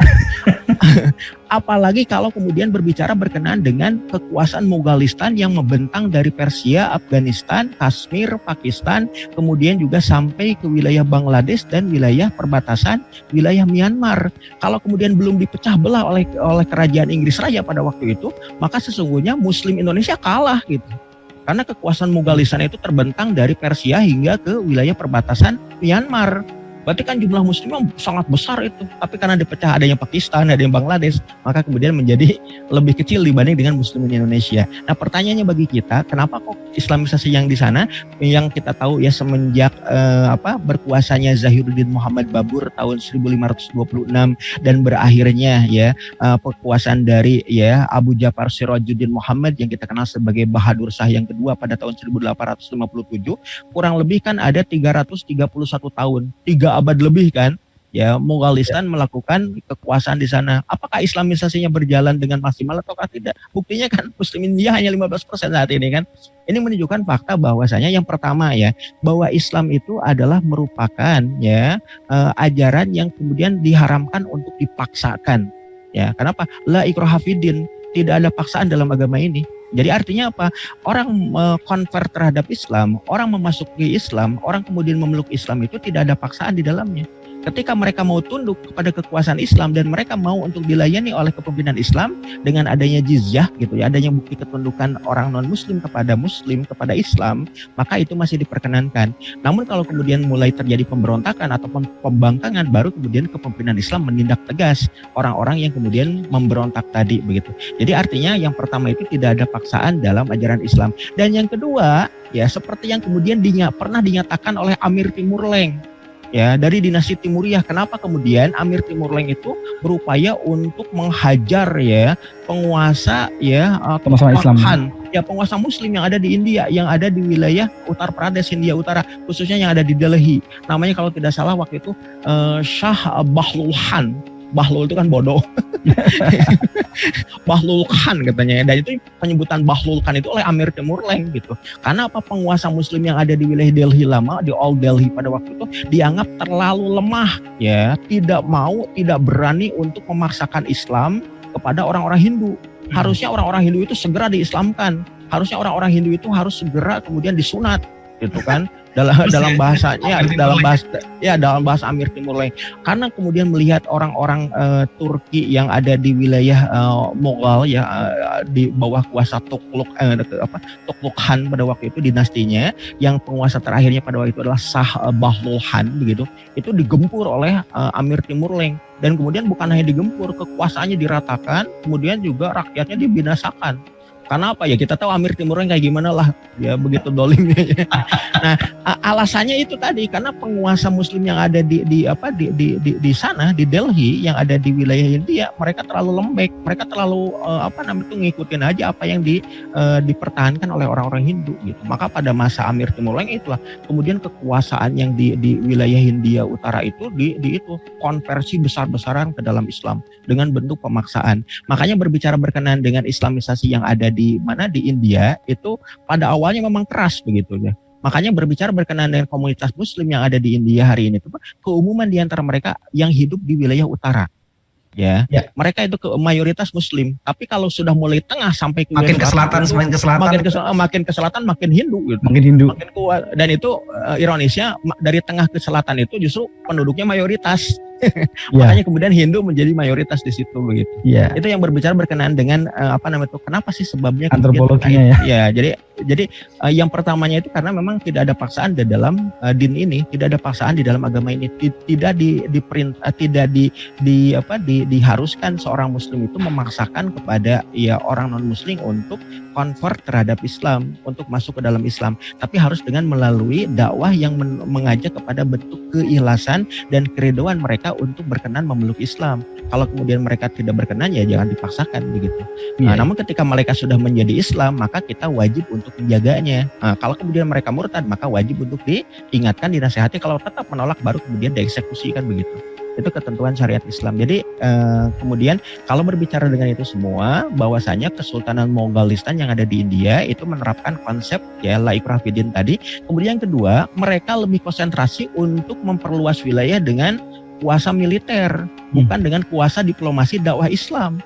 Buktinya kan ketika Jalaluddin Muhammad Akbar itu kemudian menikahi Putri Joda, itu kan tidak diislamkan dulu, mau terus aja dinikahi, baru berislam setelah apa? Setelah menjelang wafatnya kan. Iya, dapat gelar Miriam al-Zaman. Iya, Miriam Izamani. Sosok Maryam, sosok putri yang kemudian dijanjikan masuk surga ya oleh Allah dan Rasulnya, yang diabadikan sebagai Siti Maryam, ya, Maryam binti Imran begitu. Tapi dalam posisi itu kemudian diposisikan sebagai Maryam pada zaman itu, yaitu pada zaman di mana kekuasaan Jalaluddin Muhammad Akbar. Itu ketika Jodaibai sudah menjadi seorang wanita mukminah. Begitu, Mas. Iya. Ya, jadi memang kalau misalnya Islamisasi itu kan di India itu kan dari utara ke selatan ya, dari Punjab ya. Kalau kita kita baca roadmapnya Muhammad bin Al-Qasim itu kan memang kemudian dari Karachi ke atas ya, Punjab, Kashmir ya, diislamisasi dari atas, kemudian dari atas utara, Pradesh dan sebagainya. Nah mungkin karena di selatan itu wilayah ini ya, wilayah selatan itu wilayah samudra, lalu atas itu ke pegunungan, mungkin karakternya memang agak berbeda ya. Mungkin kalau kita sekarang ke sana, orang-orang Kashmir, orang-orang utara, Kashmir, Pradesh dan sebagainya, Delhi ya, dengan orang-orang yang di selatan itu mungkin juga berbeda juga kan karakternya. Iya. Dan bahkan bukan hanya karakter, etnik juga berbeda, Mas. Iya. Kalau yang di utara itu putih-putih, cakep-cakep. Kebanyakan juga orang-orang Aryan begitu. Ya, artis-artis Bollywood itu yang orang-orang utara ya. Yang cantik-cantik orang-orang utara. Rasnya adalah Indo-Aryan. Sedangkan yang di bawah itu adalah orang-orang Dravida yang berkulit keling. Ya, kayak Atal Bihari Vajpayee begitu ya. Yang berkulit keling, berkulit ungu begitu. Ya, jadi bahkan ketika tempo hari saya datang ke India, ketika di wilayah di wilayah Delhi itu kelihatan banget sistem kasta itu masih berlaku. Jadi di pasar tradisional orang-orang Dravidan gitu ya, yang berkulit keling, berkulit kelabu tadi ya, itu mereka hilir mudik berniaga dan mereka tidak diperkenankan untuk masuk ke mall. Karena apa? Itu hanya untuk orang-orang Aryan yang berkasta lebih tinggi ya, baik kasta ksatria ataupun kasta Brahman gitu. Itu yang kemudian terjadi. Brahmana. Jadi kalau kasta Sudra ya, kasta Paria begitu, itu wah luar biasa berjubelnya dan juga kotornya, baunya, aduh nggak karu-karuan begitu. Itu sampai di India itu begitu. Bahkan ketika di bandara ya, ada para pramugari ya Indo-Aryan itu yang cakep-cakep, kinclong gitu ya, yang glowing gitu, lewat gitu. Nah persis ini di seberang itu ada ras Dravidan, orang kasta Sudra atau entah Paria gitu, yang jadi tukang sasapu gitu. Itu beda banget gitu. Satu keling, satu putih kinclong gitu. Karena ternyata itu ditentukan juga berkenaan dengan sistem kasta yang mempengaruhi jenis pekerjaan gitu. Benar. Itu sampai begitu. Memang kalau kita lihat ibu kota India saat ini di Delhi itu memang sebenarnya juga banyak juga ya kaum muslimin di sana kan ya, karena di utara, Delhi itu kan di utara kan ya. Kalau di utara banyak muslim gitu. Makanya yang sering terjadi konflik di India itu di wilayah utara gitu. Muslimnya mayoritas memang semakin ke utara, semakin jauh. Iya. Gimana Ted? Iya Mas. Ya jadi memang muslim ini ada pertanyaan lebih banyak di wilayah utara. Iya Mas. Oke, jadi gini Ted, ini ada yang bertanya tentang konflik politik ya saat ini. Apakah memang karena terutama di masjid yang tua yang kemudian kemarin Babri lagi ramai di Ayodhya, peninggalan dari Mughal yang mau dihancurkan, yang kemudian itu tadi.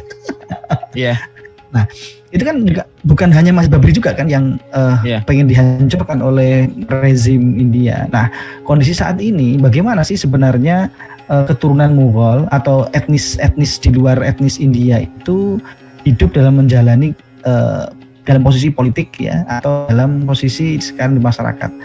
Ininya pertentangan politiknya seperti apa? Ya, terkait dengan potensi konflik yang ada di India hari ini, memang itu disengaja ya. Karena apa? Karena pasca ya dimakzulkannya Sultan terakhir Mongolistan yang namanya Sultan Bahadur Shah yang kedua, dan kemudian keluarganya itu dieksekusi satu demi satu di Agra Fort dan juga di Red Fort ya. Red Fort itu adalah istana megah, benteng yang ada di kota Old Delhi di Delhi lama begitu ya. Di Delhi lama itu dulunya dikenal sebagai Shah Jahanama ya, Shah Jahanama ya, kota yang dinisbatkan kepada sosok Sultan Sultan Shah Jahan begitu ya, yang membangun Taj Mahal begitu. Nah, berkenaan dengan keberadaan Muslim yang ada di India ya, itu kemudian sekarang itu dalam keadaan dalam tanda petik double ya, karena benar adanya begitu ya, itu sedang teraniaya, terzolimi dengan kebijakan kekuasaan yang ada di pemerintahan Hindia yang melakukan upaya Hinduisasi. Bahkan mereka bukan hanya melakukan Hinduisasi dengan melarang ya imigran Muslim untuk memasuki wilayah India, bahkan orang-orang Muslim India pun ditekan sedemikian rupa ya, baik dalam berbagai kebijakan politik termasuk juga dalam hal terkait dengan pembangunan rumah ibadah. Bahkan rumah-rumah ibadah yang ada pun itu kemudian dinasionalisasi ya. Di antaranya adalah Masjid Babri yang dulu dibangun oleh sosok Jahiruddin Muhammad Babur. Makanya kemudian namanya adalah Masjid Babri. Masjidnya Sultan Babur, pendiri dinasti Mongolistan, dan dikatakan bahwa Masjid Babri itu telah merampas ya hak budayanya orang-orang Hindu. Karena apa? Berdiri di atas ya tempat yang dikenal sebagai tempat yang disucikan oleh orang-orang Hindu, yaitu di wilayah Ayodhya. Di mana dalam terminologi mitologi orang-orang Hindu, di tanah Ayodhya itu lahirlah Sri Rama yang merupakan perwujudan dari dewa penjaga umat manusia, yaitu Dewa Wisnu, katanya kan begitu. Itu mitologinya, keyakinan orang-orang Hindu ya, yang menyatakan bahwa Ayodhya itu tempat lahir dan tempat berkuasanya Sri Rama, yang merupakan ya perwujudan dari Dewa Wisnu ya, dewa penjaga umat manusia, dewa penjaga dunia ini, kan begitu. Maka dari situ kemudian didasarkan kepada mitologi orang-orang Hindu di India tadi, maka Masjid Babri itu kemudian dirusak ya, bahkan kemudian akhirnya dinasionalisasi oleh pemerintahan Bharatiya Janata untuk dijadikan museum, atau bahkan dijadikan sebagai museum bagi kepentingan ya dari keberadaan Dewa Wisnu. Kan lurus tunjung yang kayak gini mah gitu ya. Jadi dalam konteksnya kemudian kaum muslim saat ini memang sedang teraniaya di wilayah, bahkan di wilayah India Utara sendiri, yang di situ adalah muslimnya adalah mayoritas begitu. Nah, kemudian berkenaan dengan kebijakan dari pemerintah dari komunitas-komunitas muslim dan alim ulama yang ada di India. Mereka itu menunjukkan ya bahwa muslimin India itu luar biasa banyak yang ada di wilayah utara adalah dengan membiasakan setiap 2 hari raya dalam Islam, yaitu hari raya Idul Fitri dan hari raya haji begitu ya, Idul Kurban begitu ya, Idul Adha, itu mereka menunaikan sholatnya ya, menunaikan pelaksanaan untuk memuliakan 2 hari raya tadi itu di wilayah Shah Jahanama, di wilayah Old City. Dengan apa? Sholat di Masjid Jami Shah Jahanama atau di Masjid Jami Delhi. Jadi kalau kita datang ke wilayah Hindia, di wilayah Delhi, maka kita juga setidaknya mengunjungi Shah Jahanama, kotanya yang dibangun oleh Shah Jahan, dan di situ ada Masjid Jami yang bisa menampung lebih dari ya sekira 200.000 jamaah masjidnya tadi. Jadi 200.000 jamaah itu bisa tertampung di dalam Masjid Jami Shah Jahanama yang ada di di Delhi, Old City, gitu, Old Delhi. Dan bahkan kemudian berbicara berkenaan dengan jumlah jamaah yang bisa kemudian meluber sampai ke wilayah batas terluar dari Red Fort. Kenapa? Masjid Shah Jahanama tadi itu kemudian di seberangnya itu adalah Red Fort atau benteng merah. Karena apa? Bentengnya itu dibangun dari batu bata merah, makanya berwarna merah, maka disebut sebagai Red Fort, benteng merah, tempat di mana dijagalnya keluarga dari Sultan terakhir ya Mogul, Sultan Bahadur ya Shah yang kedua. Nah itu di situ ya, dari seberang Shah Jahanama Masjid ke benteng Red Fort tadi itu bisa menampung jamaah sampai 2 juta orang. Ketika apa? Ketika pelaksanaan ibadah sholat ya, sholat menunaikan ya perayaan Idul Fitri ataupun Idul Adha. Nah saat itulah kemudian momen kaum muslim dari seluruh wilayah Hindia Utara berbondong-bondong datang ke Old Delhi demi untuk menunjukkan sikap bahwa muslim pun besar, muslim pun kuat, dan para penjaga ya, orang-orang Hindu pun tidak bisa kemudian membatalkan ataupun menghalang-halangi. Karena apa? Muslim itu saat itu benar-benar berbondong-bondong untuk datang ke satu tempat. Potensinya luar biasa ya. Sama seperti inilah, seperti aksi 212 dihalang-halangi pun ternyata pada berdatangan juga ke Monas kan. Nah seperti itulah, ada yang sampai jalan kaki, ada yang kemudian naik motor, ada yang kemudian pokoknya segala cara dilakukan oleh muslimin India untuk menunjukkan bahwa kami pun megah, kami pun masih besar, kami pun masih mempunyai kekuatan. Itu salah satu perlawanan politik yang dilakukan oleh kaum muslim yang ada di wilayah Hindia gitu. Begitu Mas. Jadi memang ini ya, kalau kita tahu bahwa India itu sebagai pusat penyebaran agama atau kaum muslimin, kita juga sebenarnya sudah tahu bahwa gerakan Jemaah Tabligh kan, jadi Tabligh kan juga dari India ya. Kemudian Yusuf Dalawi itu seorang muhadis juga dari India, banyak sekali muhadis juga dari India dan sebagainya. Nah sebenarnya saya tertarik juga menarik ke belakang agak ini ya, ketika di akhir penjajahan Inggris secara fisik di India itu lahirnya pemecahan India itu dengan Pakistan, Bangladesh dan sebagainya. Kalau kita baca di sejarahnya, biografinya Muhammad Ali Jinnah, Muhammad Ali Jinnah, Gandhi ya. Oh Gandhi. Gandhi pada saat itu kan ya, dengan Jawaharlal Nehru itu kan juga satu partai dulunya kan. Iya. Cuma partai ketika Kongres. Habis jalan-jalan ke Inggris, pulang-pulang, lu kok pengen ngediriin negara Islam ini? Nah, ini ada kaitannya, ada yang pertanyaan di kolom itu, saat ini wali kota London itu juga orang Islam. Apakah pola yang sama dilakukan oleh Inggris ini ya, ketika pola dulu memecah belah India supaya nggak bersatu, dikasih negara sendiri-sendiri, dikasih supaya terus konflik ya, terus di India konflik terus. Ataukah seperti apa nih Tat? Iya, berkenaan dengan ini Mas, terkait dengan pemecahan Hindia oleh pemerintahan Inggris menjadi beberapa negara, diantaranya menjadi India, Pakistan, Bangladesh, kemudian juga ada Nepal, ada Bhutan, ada Ceylon ya.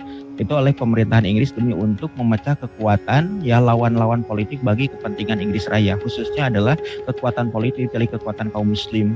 Dan kita juga bisa mengetahui Mas ya, semenjak tahun 1914 sampai 1918 itu kan terjadi perang dunia pertama ya Mas ya. dan Turki pada waktu itu membela kepentingan Jerman dan untuk menghadapi kekuatan Inggris dan Prancis. Dan pada waktu itu ada bentuk seruan terakhir yang disampaikan oleh Sultan Muhammad Rashid atau Sultan Mehmed yang kelima ya pada waktu itu, untuk apa? Untuk menggaungkan kembali Ittihad Islami atau persatuan dunia Islam, atau dalam bahasa kita adalah pan-islamisme, atau dalam bahasanya Jamaluddin Al-Afghani itu adalah Jamiah Islamiyah begitu. Dan sambutan itu kemudian sampai juga ke negeri Hindia ya. Maka kemudian dibentuklah apa yang kita kenal sebagai Jamiat Islami, atau pada periode berikutnya juga ketika runtuhnya daulah ya pada tahun 1924, maka jamaah kaum muslim yang ada di wilayah Hindia ya, khususnya yang ada di utara ya, yang sekarang meliputi Pakistan, Kashmir, kemudian Uttar Pradesh hingga wilayah Bangladesh, itu membentuk yang kita kenal sebagai komite khilafah begitu. Jamiat Khilafah gitu ya, yang mananya adalah jamaahnya untuk mendukung pembangunan kembali atau perencanaan untuk mendirikan kembali kekhalifan Islam begitu. Jadi pada waktu itu kemudian ya Jamiat Al-Khilafah tadi itu akhirnya ketika Mustafa Kamal ya membubarkan khilafah, kemudian juga ada perwakilan dari Jamiat Islami Al-Khilafah itu datang ke mana, ke Ankara untuk meminta kepada Mustafa Kamal, berkenan nggak jika seandainya Mustafa Kamal kita angkat, kita baiat sebagai khalifah saja gitu, karena engkau sudah menang perang, engkau sudah punya kekuasaan di Turki, ya kembalikanlah ke khalifah Islam. Tapi Mustafa Kamal justru kemudian menertawakan itu semua gitu, karena dia sudah capek-capek menghancurkan daulah kayak mau ditegakin lagi gitu. Nah akhirnya kemudian Jamiat Al-Khilafah yang kemudian datang dari Hindustan tadi, dari wilayah utara Hindia tadi, balik lagi ke wilayah India dengan penuh kekecewaan kan. Maka kemudian pada saat yang sama muncul ya gerakan ya, atau yang kita kenal sebagai National Movement, gerakan nasionalis ya untuk kemerdekaan bangsa Hindia dari kekuasaan Inggris kan begitu. Dipimpin oleh sosok karismatik dari orang-orang Hindu yang kita kenal sebagai Mohandas Gandhi atau Mahatma Gandhi begitu. Nah maka kemudian dari situ mulai berpecah belah Mas ya kekuatan Jamiat Islami ataupun Jamiat Al-Khilafah tadi ya, komite khilafah yang ada di India tadi, antara kemudian meneruskan perjuangan ya dengan komite khilafahnya tadi, ataukah kemudian bergabung dengan National Movement yang kemudian dibangun oleh partai kongresnya Gandhi begitu ya. Di situ juga ada Jawaharlal Nehru ya, kemudian juga dari tokoh-tokoh muslim itu ada sosok yang dikenal sebagai Abdul Kalam Azad dan juga sejawat-sejawatnya. Kemudian juga yang ketiga, ataukah kemudian mendirikan kekuasaan baru ya, kekuasaan berdasarkan Islam. Maka dari itu kemudian yang melatar belakangi kelahiran sosok yang dikenal sebagai Muhammad Ali Jinnah yang menjadi pendiri Republik Islam Pakistan kan begitu ya. Nah itu awalnya dari Jamiat Islami Jamiat Al-Khilafah begitu. Dan itu diperparah lagi dengan munculnya sosok ya yang mengaku sebagai nabi untuk memecah terkait dengan konsentrasi Jamiat Khilafah tadi, yang kemudian yang dikenal sebagai Mirza Ghulam Ahmad Ishaqan, yang penganugerahan sebagai jabatan Khalifatul Muslimin Ahmadinya itu oleh kerajaan Inggris kan di London. Lucu kan ya, jadi khalifahnya Ahmadi itu dibayatnya oleh penguasa London, oleh ratu. Lucu aja gitu kan ya, bahkan ada jadi menandakan bahwa peran politik kaum muslimin di masa itu lumayan sangat berpengaruh, sehingga India Inggris itu harus menggunakan berbagai macam strateginya untuk menaklukkannya, termasuk tadi itu membuat boneka-boneka religius ya kayak Mirza Ghulam dan sebagainya. Betul Mas, betul sekali. Karena apa? Inggris memandang bahwa kekuatan Islam itu sebagai kekuatan musuh paling utama ya, paling pertama dibanding dengan kekuatan politik yang lain. Apalagi ketika sudah kaum muslim itu berbicara untuk membangun kembali kekhalifan Islam, itu ancaman luar biasa bagi Inggris gitu. Makanya kemudian Jamiat Al-Khilafah yang ada di wilayah Hindia pun dipecah belah sedemikian rupa, bahkan kemudian dipalingkan perjuangannya itu dengan kehadiran nabi palsu, yaitu Khalifah Ahmadi yang kita kenal sebagai Mirza Muhammad Ghulam Ahmad Ishaqan begitu. Nah dialah yang kemudian mendirikan agama baru, yaitu agama Ahmadi kan, dengan kitabnya barunya itu adalah Tazkirah kalau tidak salah. Ya, jadi sosok Mirza Ahmad Ghulam Ishaqan itu adalah salah satu di antara upaya untuk memalingkan perjuangan di tengah-tengah masyarakat kaum muslim India yang menginginkan kehalifan Islam.